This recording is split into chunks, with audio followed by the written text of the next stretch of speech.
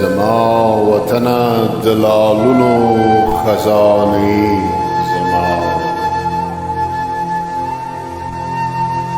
ستا هر درکی دی د تورو نخانه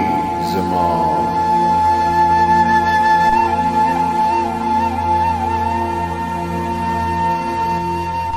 سترګې مې قربان شستا د خاورو د کورونو نه عقل مې ریش ستا د پاره د فکرونو نه زار شمه قربان شم ستا د غرونو د سیندونو نه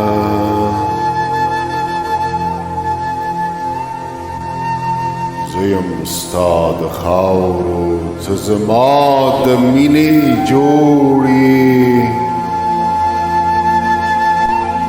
ته مې د غیرت او د پښتو رنګینې جوړې ته مې د نیکه او د بابا د وینې جوړې ستا زړه کې ویدې دي ټولې تلې زمانې زما ای زما وطنه د لالونو خزانې زما ستا هره دره کې دي د تورو نښانې زما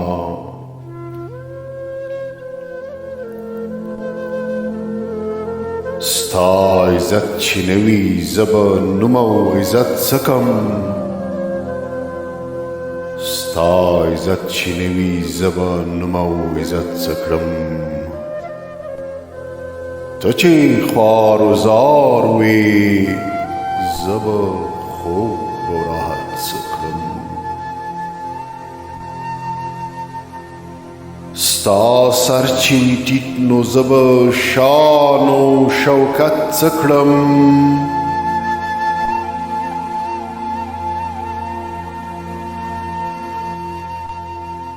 مسته به دې خاوره کړم په وینې مستانې زما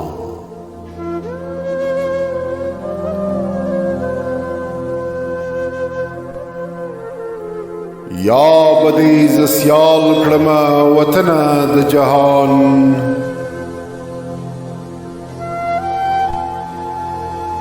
یا به دې زه سیال کړمه وطنه د جهان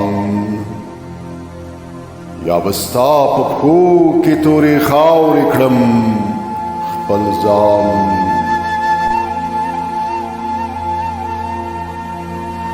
زه به دړې وړې شم خو تا به کړم ودان زه هغه پښتون یم تا ته یادې افسانې زما ای زما وطنه